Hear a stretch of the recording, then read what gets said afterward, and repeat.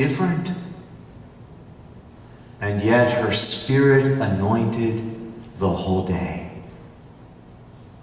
God works mighty beyond our own prejudices, beyond our own nationalities, beyond our own self-imposed human regards. If we allow God, God is faithful. God is true, Paul tells Timothy. Ingratitude is more lethal than leprosy. We're not grateful.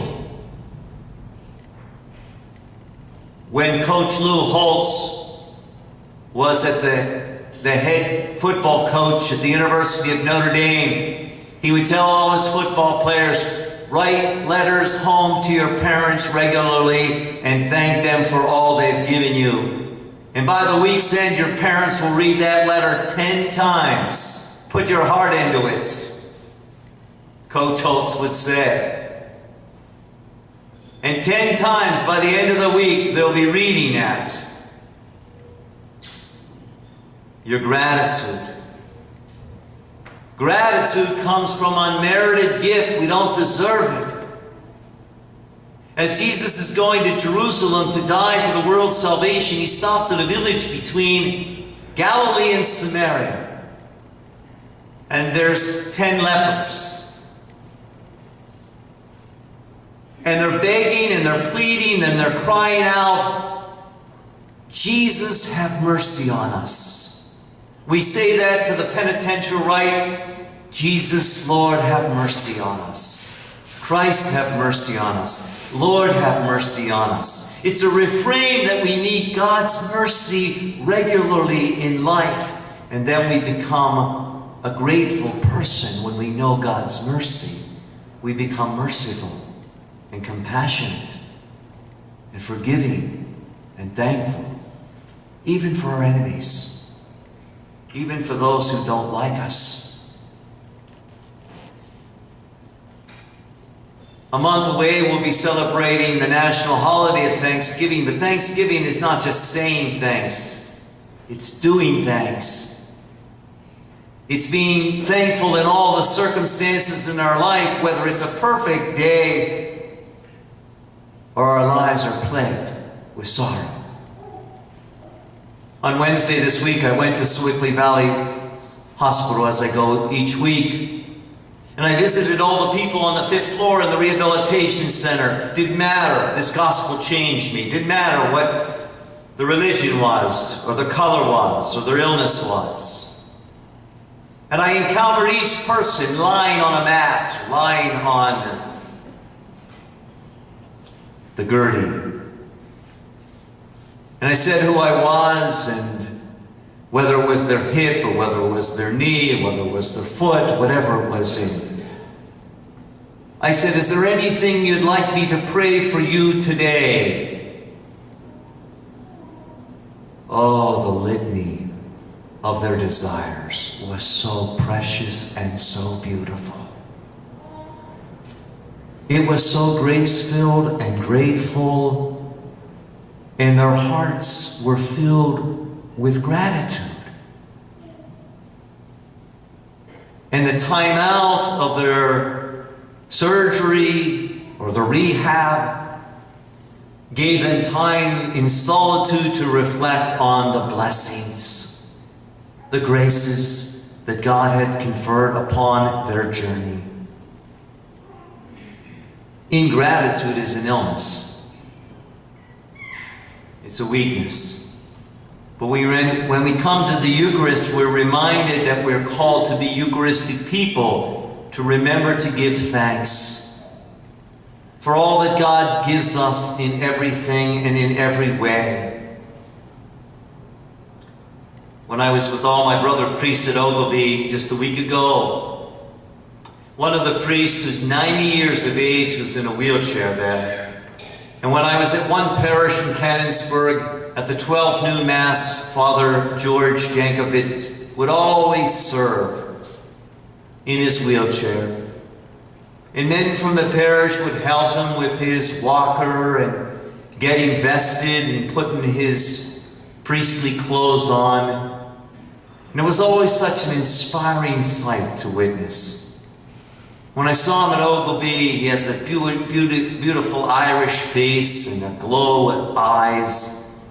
And I said, Father George, I'll never forget you. And I said, you always brought such light. 90 years of age, he says, you know, I just turned 90. The Lord has been so good to me. I think we all need a gratitude journal. St. Ignatius of Loyola, in his spiritual exercises, says that we need to examine every day of our lives to count the blessings, the benefits, the graces in our lives, because they far outnumber the wrongs in our lives, and they help us to get over the pain of life. God's heart is one of mercy, one of forgiveness, one of inclusion, one of love.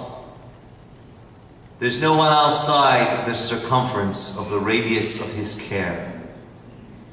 We all belong to him. And we come to the Eucharist Sunday after Sunday to remind us of the gift of the giver. And we give back to God what he's given to us. And our hearts are filled with joy, peace, and love. A very dear friend of mine who's been a mentor and a friend and a companion is Sister Melanie Svoboda. In Czechoslovakian, Svoboda means peace. She's written 12 or 13 books. She was the head of the Notre Dame Sisters. She lives in Chardon, Ohio. She has a permanent condition where she takes steroids the rest of her life. And she's such a gentle, beautiful soul. And she wrote a book entitled Traits of a Healthy Spirituality. And she lists 20 traits of spiritually charged people. To have forgiveness and joy and prayer and love and good friendships. But in her chapter of gratitude, I'd like to close my reflection with what she says, entitled, A Grateful Heart. Recently, my 80-year-old father had heart valve surgery. Although the doctors assured us that he was in good physical condition for the surgery, they nonetheless warned us of the risks involved. The night before the surgery, I drove from Detroit to Cleveland to be with my father and family. When I arrived at the hospital, I learned that my mother and brother had just left.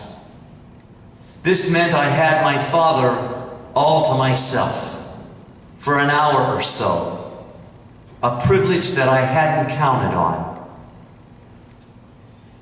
When it came time for me to leave, both my father and I got a little emotional. As I bent over to kiss him, he said to me through his tears, I am so lucky. I am so lucky. My father's words impressed me. Here he was on the eve of what could have been his last day of life. And he was saying how lucky he was, how blessed he was. As I drove away from the hospital that night, I was very certain of one thing. My father was in good hands. The gratitude in his heart was an irrefutable sign that he was close to God.